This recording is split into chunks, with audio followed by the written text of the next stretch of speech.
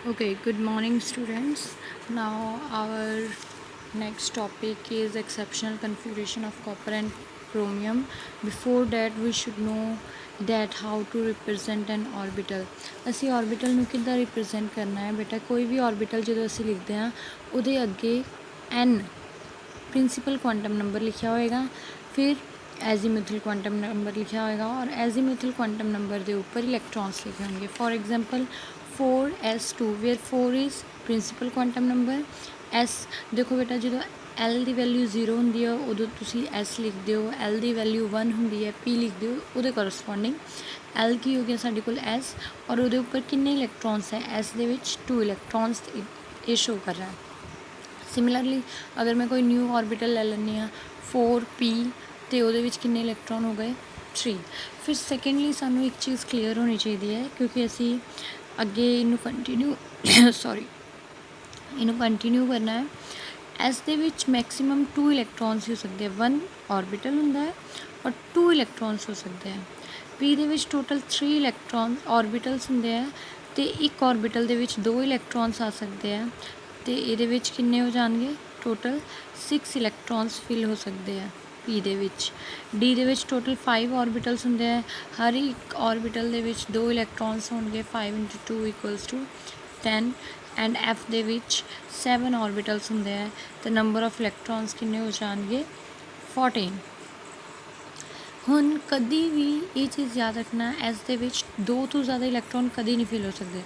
अगर 2 electron fill हो चुके हैं तो नेक्स्ट असी नेक्स्ट सबशैल ते आ जाएंगे एज़ पर ऑफबॉस प्रिंसिपल या फिर n+l रूल के कोरस्पॉन्डिंग। हुण असी गल करते हैं exceptional configuration of copper and chromium. Copper and chromium की अगर मैं गल करा आर्गन तक तो सिमिलर फील होंगे, पर नैक्सट आता है साढ़े को 4s2 4d9 होना चाहिए। अगर असी एक सिस्टमैटिकली ऑफबॉस रूल में फॉलो करते हुए चलीए तो साढ़े को कॉपर की कन्फिगरेशन आनी चाहिए 4s2 4d9। बट आंदी की है लिखा कि होंगे साढ़े को हमेशा सही कन्फिगरेशन कि 4s1 4d10। क्रोमियम की होनी चाहिए 4s2 4d4 पर सही होंगी है 4s1 4d5। हूँ एक क्यों होंगे इतने d10 और d5 क्यों हो गए 9 क्यों नहीं आया इधर बेटा? यदा रीज़न है 2 क्योंकि D10 और D5 ਦੇ ਵਿੱਚ वैसे भी याद रख लेना half filled and fully filled subshells are more stable than partially filled। partially filled means थोड़िया बहुत फिल होन उस तो ज़्यादा हाफ फिल्ड या फुली फिल्ड सबशैल्स ਜਿਹੜੀਆਂ ਹੁੰਦੀਆਂ ਉਹ ज़्यादा स्टेबल ਹੁੰਦਾ है। ਹੁਣ स्टेबिलिटी क्यों ਹੁੰਦੀ है हाफ फिल्ड ਦੀ ਜਾਂ fully filled the? First is stability due two symmetrical distribution. जो हाफ फिल्ड हो जाए क्योंकि असी इतने डी की गल कर रहे हैं, डी दे विच 5 ऑर्बिटल्स होंगे हैं। अगर मान लो डी दे विच 5 ऑर्बिटल्स हैं, अगर 4 इलैक्ट्रॉन्स हैं तो स्टेबल नहीं होएगा, ठीक है। तो सिमिट्री नहीं शो हो रही है एक प्रॉपर, मतलब कि एक जगह खाली रह रही है। अगर इतने भी एक इलैक्ट्रॉन आ जाए एक प्रॉपर सिमिट्री बनाएगा। सिमिट्री का मतलब है एक प्रॉपर शेप बनाता है, एक प्रॉपर तरीके नाल रहता है। फॉर एग्जांपल अगर मैं कोई क्यूब ले ला, क्यूबिक फॉर्म के चीज़ ले ला, वो स्टेबल रहेगी। लेकिन अगर क्यूब के कुछ ब्रांचेस टाइप का बाहर निकल आए, चलो क्यूब ना लैके एक स्टिक की गल करती हाँ, अगर मैं एक स्ट्रेट स्टिक लवां वो जल्दी नहीं ब्रेक करेगी, जबकि अगर मैं ब्रांचेस वाली स्टिक लवां तो वो ब्रांचेस जल्दी जल्दी ब्रेक हो जाती है ना, वो सिमिट्री खराब हो जाती है क्योंकि वो सिमिट्रिकल नहीं होंगी। अगर आप स्ट्रेट लिए सिमिट्रिकल होंगी है, उन्होंने तोड़ना की होंगे है मुश्किल होंगे है, इस करके वो स्टेबल होंगी है, ज़्यादा देर तुहाडे काम आती है। सिमिलरली अगर तुहाडे कोल चीज़ां प्रॉपरली फिल्ड है इलैक्ट्रॉन्स तो मीनस वो स्टेबल है और उन्होंने ब्रेक करना की है मुश्किल हो जाता है। तो कोई भी चीज़ जिन्नी स्टेबल होएगी उन्ना ही साडा मॉलिक्यूल स्टेबल होएगा।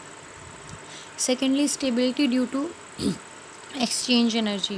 एक्सचेंज एनर्जी मीनस इलैक्ट्रॉन दूसरे इलैक्ट्रॉन नाल अपना पोजीशन चेंज कर सके। हुण कोई भी इलैक्ट्रॉन उस इलैक्ट्रॉन नाल पोजीशन चेंज करेगा जिहदे विच दूसरा इलैक्ट्रॉन ऑलरेडी रहिंदा होए। Suppose you are living with your neighbours, अगर तुहाडे नेबरस हैगे ताइयों तुसीं उन्हां दे घर एक्सचेंज कर सकते हो, उन्हां दे घरे रह सकते हो। अगर तुहाडे नेबरस दे घर ही ताला लगा होया है तुसीं उन्हां नाल चेंजिंग नहीं कर सकते, एक्सचेंज नहीं कर सकते। सिमिलरली इलैक्ट्रॉन्स है, इलैक्ट्रॉन्स ने अपने लागे वाले, अगर फर्स्ट इलैक्ट्रॉन की गल करा 1 2 3 ਇਹਦੇ ਨਾਲ ਐਕਸਚੇਂਜ ਕਰਨਾ, ਇੱਥੇ ਨਹੀਂ ਐਕਸਚੇਂਜ ਕਰੇਗਾ ਕਿਉਂਕਿ ਇੱਧਰ ਕੋਈ ਹੈ ਹੀ ਨਹੀਂ, ਫਿਰ ਇਹਦੇ ਨਾਲ ਐਕਸਚੇਂਜ ਕਰੇਗਾ। ਇਸ ਤਰੀਕੇ ਨਾਲ 6 ਵੇਜ਼ ਨਾਲ ਐਕਸਚੇਂਜ ਕਰ ਸਕਦਾ ਹੈ ਆਪਣੀ ਐਨਰਜੀ ਨੂੰ। ਲੇਕਿਨ ਅਗਰ ਮੈਂ 5 ਇਲੈਕਟ੍ਰੋਨਸ ਨੂੰ ਫਿਲ ਕਰਦਾ ਤਾਂ ਮੇਰੇ ਕੋਲ 10 ਵੇਜ਼ ਆਉਂਦੇ ਆ। ਫਸਟ ਵਾਲਾ 1 2 3 4, ਸੈਕਿੰਡ ਵਾਲਾ 1 2 3, ਥਰਡ ਵਾਲਾ 1 2 ਐਂਡ ਲਾਸਟ 1 10 ਵੇਜ਼ ਦੇ ਨਾਲ ਕਰ ਸਕਦਾ ਹੈ। ਜਿੰਨੀ ਜ਼ਿਆਦਾ ਐਕਸਚੇਂਜ ਐਨਰਜੀ ਹੋਏਗੀ ਉਨੀ ਜ਼ਿਆਦਾ ਸਟੇਬਿਲਿਟੀ ਹੋਏਗੀ। ਇਸ ਕਰਕੇ half filled and fully filled subshells are more stable. So the configuration of copper and chromium seems to be this, but actually the configuration is 4d10 and 4d5.